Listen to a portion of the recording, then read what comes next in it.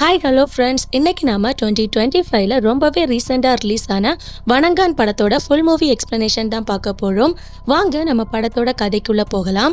படத்தோட ஸ்டார்டிங் சீனில் ஒரு பழைய கிணத்தை காட்டுறாங்க. அந்த கிணத்துல சுனாமிலேருந்து அடிச்சுட்டு போன பழைய பொருட்கள் எல்லாம் விழுந்து கிடக்கு.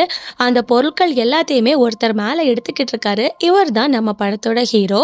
இப்போ உள்ளேருந்து நம்ம ஹீரோ ஒரு கையில் விநாயகர் சிலையையும் இன்னொரு கையில் பெரியாரோட சிலையும் வெளியே எடுத்துட்டு வராரு.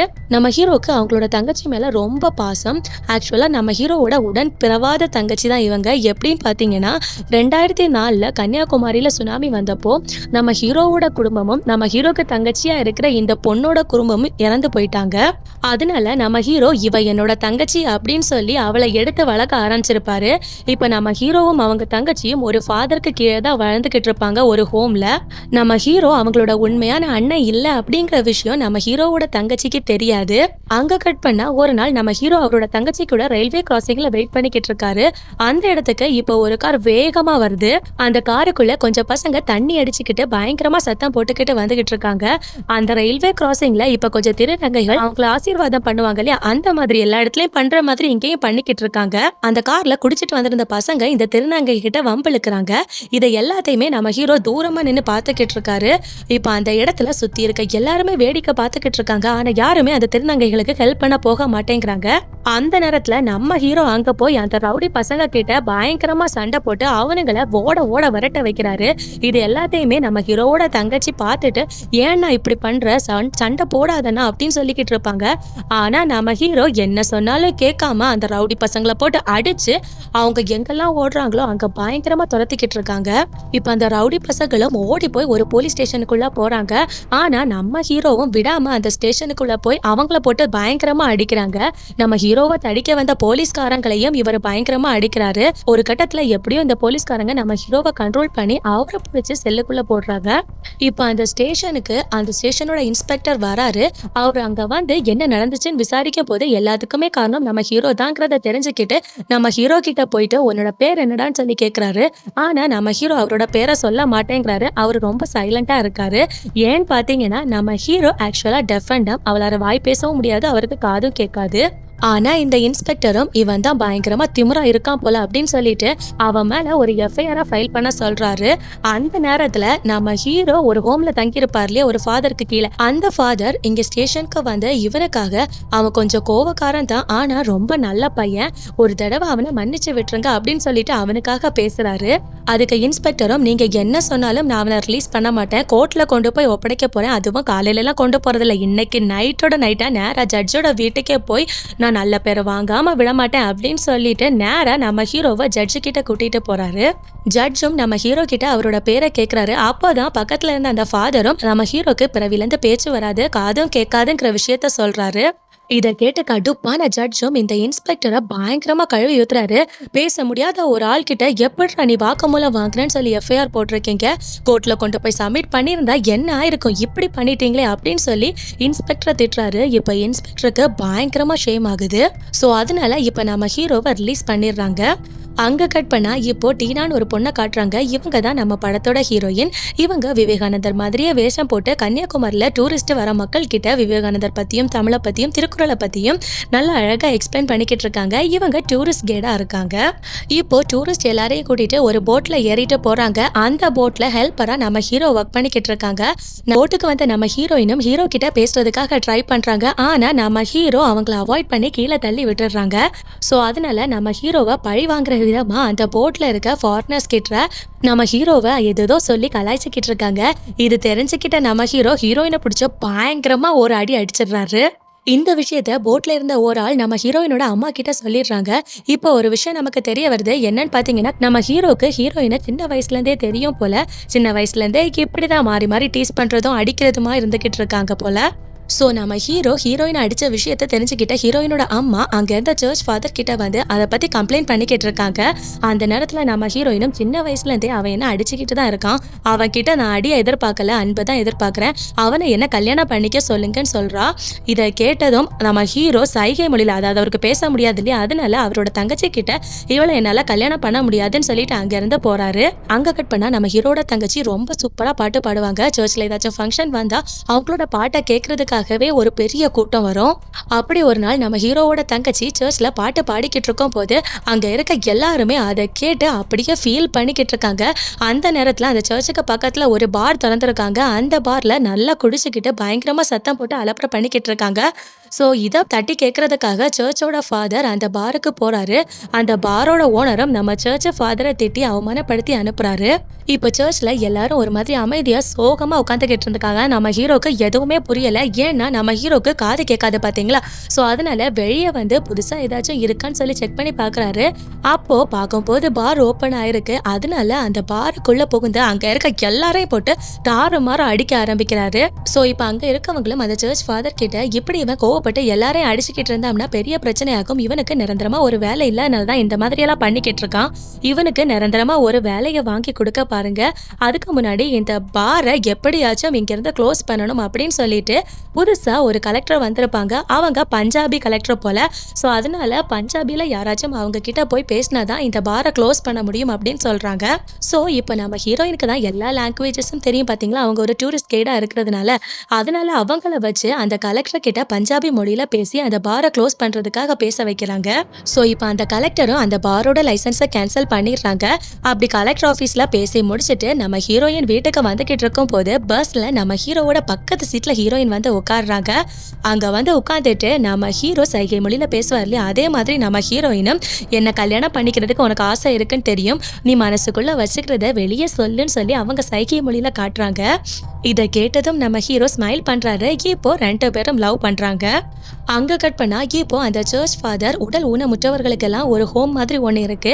அந்த ஹோம்க்கு வாட்ச்மேனா நம்ம ஹீரோவை சேர்த்து விடுறாரு. அந்த ஹோம்ல கண் பார்வை இல்லாத பொண்ணுங்க, ஸ்பெஷலி சேலஞ்ச்ல இருக்க நிறைய பசங்க எல்லாம் தங்கி இருக்காங்க. அவங்களுக்கு கூட ஒண்ணுக்குள்ள ஒன்னா நம்ம ஹீரோ ரொம்ப கேஷுவலா ஜாலியா பேசிக்கிட்டு இருக்காரு. இப்படியே 2 மாசம் அந்த ஹோம்ல ஒர்க் பண்ணிக்கிட்டு இருக்காரு. அப்படி இருக்கும்போது ஒரு நாள் கண்ணு தெரியாத இந்த பொண்ணுங்க எல்லாரும் குளிக்கிறதுக்காக பாத்ரூமுக்கு போறாங்க. அந்த நேரத்துல ஒரு 3 பேரை இந்த கண்ணு தெரியாத பொண்ணுங்களுக்கு தெரியாம மறைஞ்சிருந்து அவங்க குளிக்கிறத பார்த்துக்கிட்டு இருக்காங்க. இப்படியே இவங்க ஒழிஞ்சிருந்து பார்த்துக்கிட்டு இருக்காங்க. கொஞ்ச நேரம் கழிச்சு அதுல கண்ணு தெரியாத ஒரு பொண்ணுக்கு வித்தியாசமான ஒரு ஸ்மெல் அடிக்குது. அதாவது யாரோ ஒருத்தங்க பெர்ஃப்யூம் போட்டுட்டு வந்திருப்பாங்க போல இருக்கு. ஸோ அதை வச்சு நம்மளை தவிர யாரோ ஒருத்தங்க இங்க இருக்காங்க அப்படிங்கிற விஷயத்த அந்த பொண்ணு கண்டுபிடிச்சு உடனே அந்த பொண்ணு அங்க இருந்த ட்ரெஸ்ஸஸ் எல்லாத்தையும் எடுத்துட்டு கூட இருந்த மற்ற பொண்ணுங்க எல்லார்கிட்டையும் சொல்லி அவங்கள வேகமா கூட்டிட்டு பாத்ரூமுக்கு வெளியே போய் அந்த டோரை லாக் பண்ணிட்டு போறாங்க. இப்போ இந்த பொண்ணுங்க பதட்டத்துல நடந்து போய்கிட்டு இருக்காங்க. அந்த நேரத்துல எதிர நம்ம ஹீரோ நடந்து வந்துகிட்டு இருக்காரு. அவர் மேல இவங்க மோதுறாங்க. இந்த பொண்ணுங்க பயங்கரமா பயப்படுறாங்க. அந்த நேரத்துல நம்ம ஹீரோ அந்த பொண்ணுங்களோட கையை பிடிச்சு நம்ம ஹீரோ நேரா அவரோட ஃபேஸ்ல அவங்க கையை வச்சுட்டு இதோ பாருங்க நான் தான் அப்படின்னு சொல்றாரு.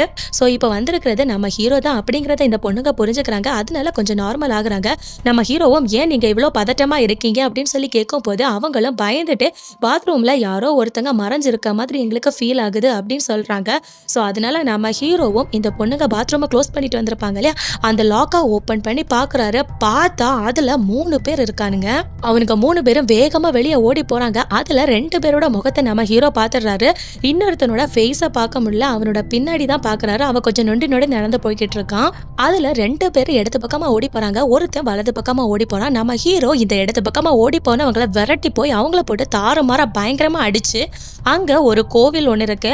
அங்க கொண்டு போய் பயங்கரமா அடிச்சு அங்க ஒரு வேல் மாதிரி ஒண்ணு இருக்கு. அதை எடுத்து அவங்க வாய் வழியா குத்தி அவங்கள கொலையே பண்ணிடுறாரு. அங்க கட் பண்ண அடுத்த நாள் இந்த டெட் பாடியை எடுக்கிறதுக்காக போலீஸ் மீடியா அப்படின்னு எல்லாருமே அந்த ஸ்பாட்டுக்கு வந்துடுறாங்க.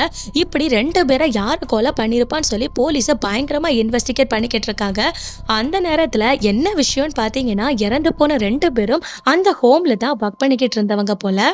ஸோ அதனால அந்த ஹோம்ல இருக்க எல்லாரையும் போய் விசாரிக்கணும்னு சொல்லி இந்த போலீஸ்காரங்க அந்த ஹோம்ல இருந்த ஒவ்வொருத்தரையா இன்வெஸ்டிகேட் பண்ணிக்கிட்டு இருக்காங்க. அப்படிதான் நம்ம ஹீரோ கிட்டையும் இன்வெஸ்டிகேட் பண்றாங்க. நம்ம ஹீரோ நல்லா பேச முடியாது அப்படிங்கிறதுக்காக நம்ம ஹீரோக்கு டிரான்ஸ்லேட்டரா அவங்களோட தங்கச்சியை தான் வச்சிருக்காங்க. இந்த கொலையை பத்தி உங்களுக்கு ஏதாச்சும் தெரியுமான்னு சொல்லி கேட்கும் போது நம்ம ஹீரோவும் ஆமான்னு சொல்றாரு. சரி என்ன தெரியும் அதை சொல்லுங்கன்னு கேட்கும் போது அந்த கொலையை நான் தான் பண்ணேன்னு சொல்லி சைகை மொழியில நம்ம ஹீரோ ஒத்துக்கிறாரு. இதை கேட்டுட்டு இருந்த நம்ம ஹீரோவோட தங்கச்சிக்கு பயங்கர ஷாக். அவங்க ரொம்ப ஃபீல் பண்ணி அழுறாங்க. சோ இப்போ போலீஸ்காரங்க நம்ம ஹீரோவை ஒரு தனி லாக்அப்ல அடைச்சிடுறாங்க. இப்போ நம்ம ஹீரோவை கோர்ட்டுக்கு கூட்டிட்டு போறாங்க. அங்க இருக்க ஜட்ஜுக்கு நம்ம ஹீரோ வாலண்டியரா வந்து இதுல சரண்டர் ஆயிருக்காருங்கிற விஷயம் தெரிய வருது.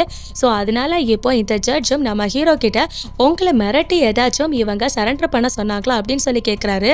அதுக்கு நம்ம ஹீரோவும் இல்ல, என்னை யாரும் அடிச்சு துன்புறுத்தல, சரண்டர் ஆக சொல்லி கட்டாயமும் படுத்தல, என்னை யாராலையும் அப்படி பண்ணவும் முடியாது, நானா தான் வந்து சரண்டர் ஆயிருக்கேன் அப்படின்னு சொல்லி சைகை மொழியில சொல்றாரு. அப்போ ஜட்ஜும் அப்ப நீ தான் அந்த கொலையை பண்ணியான்னு கேட்கும் போது ஆமா நான் தான் கொலை பண்ணேன் அப்படின்னு சொல்றாரு. அப்போ எதுக்காக நீ கொலை பண்ணன்னு சொல்லி ஜட்ஜு கேட்கும் போது அதெல்லாம் உங்ககிட்ட சொல்ல முடியாதுன்னு சொல்றாரு. இதை கேட்டு கடுப்பான ஜட்ஜும் எங்களை என்ன முட்டாள்னு நினைச்சுக்கிட்டு இருக்கியா நீ, இவனை 15 நாள் ரிமாண்ட்ல எடுத்து விசாரிங்க, அது மட்டும் இல்லாம இவனோட மென்டல் ஹெல்த் நார்மலா இருக்கான்னு சொல்லி ஒரு டீமை வச்சு இவனோட மென்டல் ஹெல்த்தை செக் பண்ணுங்க அப்படின்னு சொல்றாரு. சோ இப்போ இவரோட கேஸை இன்வெஸ்டிகேட் பண்றதுக்காக ஒரு சிறப்பு அதிகாரியை நியமிக்கிறாங்க. அவரோட பேரு கதிரவன். இப்போ இந்த கதிரவன் நம்ம ஹீரோ கிட்ட எவ்வளவு விசாரிச்சு பார்த்தாலும் அவன் உண்மையே சொல்லவே மாட்டேங்கிறான். இவன் நம்ம கேட்டா எதுவும் சொல்ல மாட்டான் அப்படின்னு சொல்லிட்டு நம்ம ஹீரோவோட தங்கச்சியையும் அந்த சர்ச் ஃபாதரையும் நம்ம ஹீரோயினையும் ஹீரோ கிட்ட விட்டு என்ன ஆச்சுன்னு சொல்லி கேட்க சொல்றாங்க. அந்த நேரத்துல நம்ம ஹீரோவும் அவனோட தங்கச்சி கிட்ட நீ சின்ன பொண்ணு, இதெல்லாம் தெரிஞ்ச அசிங்கம், அதனால உனக்கு எதுவும் தெரிய வேணாம் அப்படின்னு சொல்லிக்கிட்டு இருக்காரு. ஏன்டா இப்படி பண்ண, வெளியே எல்லாரும் உன்னை பைத்தியக்காரங்கன்னு சொல்லிக்கிட்டு இருக்காங்க, அதனால நீ எதுக்காக பண்ணங்கிறத சொல்லுன்னு சொல்லி நல்லா கேட்டு பாக்குறாங்க. ஆனா நம்ம ஹீரோ எதுக்காக அந்த கொலையை பண்ணாங்கிறத மட்டும் சொல்லவே மாட்டேங்கிறான். ஒருவேளை இந்த விஷயத்த வெளியே சொன்னா அந்த பொண்ணுங்களுக்கு தான் அசிங்கமா போயிடுமோன்னு சொல்லி நம்ம ஹீரோக்கு ஒரு எண்ணம் இருக்கு. அதனாலதான் அவர் யார்கிட்டையும் சொல்ல மாட்டேங்கிறாரு. ஆனா நம்ம ஹீரோக்கு மூணாவதா ஒரு பையன் தப்பிச்சு போனான் இல்லையா, அவனை விடக்கூடாது, அவனையும் கொலை பண்ணணும் அப்படிங்கிற வெறி நம்ம ஹீரோ கிட்ட இருந்துகிட்டே இருக்கு. எவ்வளோ கேட்டும் நம்ம ஹீரோ கொலைக்கான காரணத்தை சொல்லாதனால இப்போ இந்த கதிரவன் என்ன பண்றாருன்னா ஓவர் டோசேஜ் கொடுத்து அதிகமா போதையாக்குனா அன்னைக்கு என்ன நடந்துச்சுன்னு சொல்லி அவர் உளறிடுவாரு. அப்போ நம்ம உண்மையை வாங்கிக்கலாம் அப்படின்னு சொல்லி ஹாஸ்பிட்டல்ல கூட்டிட்டு போய் மெடிக்கல் ரிப்போர்ட் எல்லாத்தையும் செக் பண்ணி அவருக்கு ஓவர் டோஸ் கொடுக்குறாங்க. அப்படி ஓவர் டோஸ் கொடுத்து நம்ம ஹீரோ என்னென்னமோ உளர்றாரு. ஆனா அப்படி இருந்தும் இந்த கொலையை எதுக்காக பண்ணாருன்னு சொல்லி அதுக்கான காரணத்தை அவர் கடைசி வரை சொல்லவே மாட்டேங்கிறாரு. இப்போ டாக்டரும் நம்ம ஹீரோவோட மைண்டு ஸ்டேபிளா தான் இருக்கு, இவர் பைத்தியக்காரெல்லாம் கிடையாது, சொல்லப்போனா இவர் ரொம்ப நார்மலா இருக்காருன்னு சொல்லி சர்டிபிகேட்டை கொடுத்துட்டாருன்னா ஹீரோ வெளியே வந்துருவாரு பெயில்ல. அப்படி அவர் வெளியே வந்தா சரியாகாது, இவன் கிட்ட இந்த உண்மையை கண்டுபிடிக்கணும் அப்படின்னு சொல்லி இந்த கதிரவன் நினைக்கிறாரு. அதனால இவன் பைத்தியக்காரன்னு சொல்லி சர்டிபிகேட் கொடுக்கறதுக்காக இந்த டாக்டர் கிட்ட கேட்கிறாரு. ஆனா நம்ம டாக்டர் ரொம்ப நேர்மையா இருக்கிறாரு. ஸோ அதனால என்னால அப்படிலாம் கொடுக்க முடியாது, அவன் ஸ்டேபிளா தான் இருக்கான், அவன் பைத்தியம்லாம் இல்லை அப்படின்னு சொல்லி அவன் நார்மலா இருக்கான்னு சொல்லி சர்டிபிகேட்டை கொடுக்குறாரு. சோ இப்போ நம்ம ஹீரோ வெளியே போனா சரியாகாதுன்னு சொல்லிட்டு இந்த கதிரவன்கிறவரு நம்ம ஹீரோவை பயங்கரமா போட்டு அடிச்சு அவன் கிட்ட இந்த உண்மையை வர வைக்கிறதுக்காக ட்ரை பண்றாரு. ஆனா எவ்வளோ அடிச்சாலும் நம்ம ஹீரோ உண்மையை சொல்லவே மாட்டேங்கிறாரு. இப்போ நம்ம ஹீரோவோட மைண்ட் ஸ்டேபிளா இருக்கு, அவர் நார்மலா இருக்காரு அப்படிங்கறதுனால நம்ம ஹீரோ எதுக்காக கொலை பண்ணாருங்கிற விஷயமும் தெரியாததுனால நம்ம ஹீரோவை ரிலீஸ் பண்ணிடுறாங்க. ஸோ இப்போ நம்ம ஹீரோ வீட்டுக்கு வராரு. இன்னமும் நம்ம ஹீரோக்கு அந்த மூணாவது நபரை கொலை பண்ணணுங்கிற வெறி இருந்துகிட்டே இருக்கு. அவனை ஊருக்குள்ள நம்ம ஹீரோ தேடிக்கிட்டு தான் இருக்காரு. அந்த நேரத்துல ஒரு நாள் ஒரு ஃபாரினர் பப்ளிக் பாத்ரூம்ல இவன் இருந்தான்னு சொல்லி ஒருத்தனை விரட்டிக்கிட்டு வராங்க. நம்ம ஹீரோ அந்த நபரை பாக்குறாரு. அவரோட ஃபேஸ் தெரியலனாலும் அவரோட பேக் சைட் பார்த்துருப்பார் இல்லையா, அது மட்டும் இல்லாம கொஞ்சம் நொண்டி நொண்டி நடந்திருப்பார் இல்லையா, இதெல்லாம் வச்சு இவன் தான் அந்த மூணாவது நபர்னு சொல்லி நம்ம ஹீரோ கண்டுபிடிச்சு அவனை வேகமா துரத்துறாரு. ஆனா அந்த நபர் ஒரு கடைக்குள்ள புகுந்து எஸ்கேப் ஆயிடுறாரு. சோ அதனால நம்ம ஹீரோவோட கையில இருந்து அவன் அன்னைக்கு தப்பிச்சிட்டான். இப்போ இந்த கதிரவனுங்கிற போலீஸ் இன்வெஸ்டிகேட் பண்ணிக்கிட்டு இருக்காரு. அந்த நேரத்துல இந்த கதிரவன் போலீஸ் ஒரு முக்கியமான விஷயத்த கண்டுபிடிச்சிருக்காரு. என்னன்னு பாத்தீங்கன்னா நம்ம ஹீரோவும் அவரோட தங்கச்சியும் உடன் பிறந்த சகோதரர்கள் கிடையாது. சுனாமினால பாதிக்கப்பட்டு நம்ம ஹீரோ அவரோட தங்கச்சியை தத்தெடுத்து வளர்த்துக்கிட்டு இருக்காரு அப்படிங்கிற விஷயத்த தெரிஞ்சு இப்போ அந்த ஃபாதர் கிட்ட சொல்றதுக்காக போறாரு. அந்த நேரத்துல அந்த ஃபாதரும் இந்த விஷயம் அவளுக்கு தெரிய வேணாம்னு சொல்றாரு. ஆனா இவரு கேட்காம நம்ம ஹீரோவோட தங்கச்சி கிட்ட நீ உன்னோட அண்ணனா நினைச்சுக்கிட்டு இருக்கவன் உன் உண்மையான அண்ணன் கிடையாது அப்படின்னு சொல்லி உண்மையை உடைச்சிடுறாரு. இது எல்லாத்தையும் சொல்லிட்டு உன் அண்ணன் கொலை பண்ணதுக்கான காரணம் எனக்கு தெரியணும், அந்த காரணத்தை அவன் சொல்லலைன்னா உண்மையாவே உன்னோட அண்ணன் இருக்க மாட்டான், ஜெயிலுக்கு போயிடுவான் அப்படின்னு சொல்லி இந்த கதிரவன் நம்ம ஹீரோவோட தங்கச்சிட்ட சொல்லிட்டு அங்கிருந்து போறாரு. அங்க கட் பண்ணா நம்ம ஹீரோ நைட்டு வீட்டுக்கு வராரு. அந்த நேரத்துல நம்ம ஹீரோயினும் நீ அவளோட உண்மையான அண்ணன் கிடையாதுங்கிற விஷயம் எங்களுக்கு தெரிஞ்சிருச்சுன்னு சொல்றாங்க. அப்போ நம்ம ஹீரோவும் யார் இதை சொன்னா அப்படின்னு சொல்லி கேட்கும் போது யாரு சொன்னா என்ன, அதான உண்மை அப்படின்னு சொல்றாங்க. அதனால நம்ம ஹீரோயினை போட்டு பயங்கரமா அடிக்கிறாங்க. அதனால நம்ம ஹீரோயின் ஹீரோயினும் கோவத்துல அங்கிருந்து கிளம்பி போறாங்க. அந்த நேரத்துல இப்போ நம்ம ஹீரோவோட தங்கச்சியும் அவ பக்கத்துல வந்து, நீ என்னோட உண்மையான அண்ணன் இல்லாட்டியும் ஒன்னுனா உண்மையான அண்ணாவை தானே பார்த்தேன், இதெல்லாம் வேணான்னா எதுக்காக நீ அந்த 2 பேரை கொலை பண்ணன்னு உண்மையை சொல்லிருந்தா நம்ம இதோட முடிச்சிடலாம்னா அப்படின்னு சொல்றாங்க. அந்த நேரத்துல நம்ம ஹீரோ, இதெல்லாம் உன்கிட்ட சொன்னா அசிங்கம், உனக்கு எதுவும் புரியாது, நீ சின்ன பொண்ணுமா, இன்னும் ஒருத்தன் இருக்கான், அவனையும் நான் கொலை பண்ணணும் அப்படின்னு சொல்றாரு. இதை கேட்ட அவங்களும், இன்னும் ஒருத்தனை நீ கொலை பண்ண போறியா அப்படின்னு சொல்லிட்டு அவங்க பயங்கரமா கதறி அழுறாங்க. அங்க கட் பண்ணா அடுத்த நாள் காலையில எந்திரிச்சு பார்த்தா அவரோட தங்கச்சியை காணோம். ஊரு ஃபுல்லா தேடுறாரு. அவங்க வேலை பார்க்குற இடம், சர்ச்சு, வீடு, வாசல்னு எல்லா இடமும் தேடி பார்க்குறாரு. ஆனா எங்கேயுமே கண்டுபிடிக்க முடியல. என்னன்னு பார்த்தீங்கன்னா, நம்ம ஹீரோவோட தங்கச்சியை நம்ம ஹீரோக்கு தெரியாம வேற எங்கேயோ ஒரு ஹோம்ல தனியா வளர்த்துக்கிறதுக்காக இந்த சர்ச் ஃபாதர் அனுப்பி வச்சிருக்காரு. ஸோ இப்போ நம்ம ஹீரோ அவரோட தங்கச்சி இருக்க இடத்த எப்படியோ கண்டுபிடிச்சு அவகிட்ட போயிட்டு, வா நம்ம வீட்டுக்கு போலான்னு சொல்லி கூப்பிடுறாரு. அதுக்கு அவங்க தங்கச்சியோ, நான் என்ன சொன்னாலும் நீ கேட்க மாட்டேங்கிற, உன்னோட இஷ்டத்துக்கு நீ பண்ணு, நான் உன் கூட வரமாட்டேன், உன்னோட உண்மையான தங்கச்சியா இருந்தா நான் சொல்றத நீ கேட்டிருப்பல, உன்னோட வளர்ப்பு தங்கச்சினால தானே நீ இந்த மாதிரி பண்ற அப்படின்னு சொல்றாங்க. இதை கேட்ட நம்ம ஹீரோ அங்கேயே ஹார்ட் பிரேக் ஆகுறாரு, ரொம்ப ஃபீல் பண்றாரு. அங்க கட் பண்ணா இப்போ இந்த கதிரவனுங்கிற போலீஸ் நம்ம ஹீரோவோட தங்கச்சியை மீட் பண்ணிட்டு போனதுக்கு அப்புறமா நம்ம ஹீரோக்கு அதிக டோசேஜ் மருந்து கொடுத்து அவர் என்ன சொல்றாருங்கிறத கேட்கறதுக்காக ஒரு டெஸ்ட் பண்ணிருப்பாங்க இல்லையா, அந்த வீடியோ ரெக்கார்டை திரும்ப திரும்ப போட்டு பார்த்துக்கிட்டு இருக்காரு. அதுல நம்ம ஹீரோ சைகை மொழியில ஒரு விஷயத்த சொல்லியிருக்காரு. என்னன்னு பாத்தீங்கன்னா, உடல் ஊனமா இருக்கவங்கள கூட நிர்வாணமா பார்த்த எவனையும் சும்மா விடக்கூடாது, அவனுங்களை எல்லாம் பயங்கரமா வெட்டி கொலை பண்ணணும் அப்படின்னு சொல்லியிருப்பாரு. இந்த விஷயத்த கதிரவனுங்கிற போலீஸ் அந்த நேரத்துல நோட் பண்ணியிருக்க மாட்டாரு. இப்போ இந்த வீடியோவை திருப்பி திருப்பி போட்டு பார்த்ததுல அவரு இப்படி ஒரு விஷயத்த கண்டுபிடிக்கிறாரு. ஸோ அதனால அந்த டிசேபிள்டு பர்சன்ஸ் தங்கி இருக்கிற ஹோம்ல போய் விசாரிக்கிறதுக்காக கதிரவனுங்கிறவர் போறாரு. அதே சமயம் அந்த பக்கம் நம்ம ஹீரோ அந்த 3வது நபரை வெறி கொண்டு தேடிக்கிட்டு இருந்திருப்பார் இல்லையா, அவன் நம்ம ஹீரோவோட கண்ணில் தனியா வேற மாட்டான். ஸோ நம்ம ஹீரோ விடுவாரா, அவனை போட்டு பயங்கரமா அடி அடி நடிச்சு பொழந்து அவனை சம்பவ இடத்துலயே கொலை பண்றாரு. அவனை கொலை பண்ணதுக்கு அப்புறமா இப்ப இவர் போலீஸ் கிட்ட போய் சரண்டரும் ஆகுறாரு. இந்த பக்கம் நம்ம ஹீரோவோட தங்கச்சி எப்படியும் நம்ம ஹீரோக்கு இந்த வாட்டி தூக்கு தண்டனை கொடுத்துருவாங்கன்னு சொல்லி பயங்கரமா கதறி அழுறாங்க. அதே சமயம் அந்த பக்கம் அந்த கதிரவனுங்கிற போலீஸ் அந்த டிசேபிள்டு பர்சன்ஸ் தங்கியிருக்க ஹோம்ல விசாரிக்கிறதுக்காக போயிருப்பார் இல்லையா, அங்க கண்ணு தெரியாத பொண்ணுங்க கிட்ட விசாரிக்கும் போது அங்க இருந்த பொண்ணுங்களும், நாங்க குளிக்க போனப்போ யாரோ பாத்ரூம்ல இருந்தாங்க, அந்த விஷயத்த நாங்க கண்டுபிடிச்சு எங்க அண்ணன் கிட்ட சொன்னோம், அதனால கூட அவரை கொலை பண்ணிருக்கலாம் அப்படின்னு சொல்லி அந்த கண்ணு தெரியாத பொண்ணுங்க நடந்த விஷயங்கள் எல்லாத்தையுமே சொல்றாங்க. இப்போ இந்த விஷயங்கள் எல்லாத்தையுமே கலெக்ட் பண்ணி அந்த கதிரவனுங்கிறவர் ஜட்ஜு கிட்ட கொண்டு வந்து சப்மிட் பண்றாரு. ஸோ இப்போ இந்த கண்ணு தெரியாத 4 பொண்களையும் கதிரவனுங்கிற போலீஸ் ஜட்ஜு கிட்டையும் நேரடியா கூட்டிட்டு வந்து உண்மையை சொல்ல வைக்கிறாரு. ஸோ இப்போ இந்த ஜட்ஜு நம்ம ஹீரோக்கு என்ன தீர்ப்பு கொடுக்க போறாருன்னு சொல்லி தெரியல. இப்போ நம்ம ஹீரோ பண்ண அந்த 3 கொலைக்கும் தீர்ப்பு கொடுக்க போறாரு ஜட்ஜு. என்ன சொல்றாருன்னா, நம்ம ஹீரோ பண்ண கொலைக்கு போதிய ஆதாரங்கள் இல்லாததுனால நம்ம ஹீரோவை ரிலீஸ் பண்றோம் அப்படின்னு சொல்றாரு. ஸோ அதனால இப்போ நடந்த கொலையிலேருந்து நம்ம ஹீரோவை ரிலீஸ் பண்ணிடுறாங்க. இது தெரிஞ்சு அங்க இருந்த எல்லாரும் பயங்கரமா சந்தோஷப்படுறாங்க. நம்ம ஹீரோவும் ரொம்பவே சந்தோஷப்படுறாரு.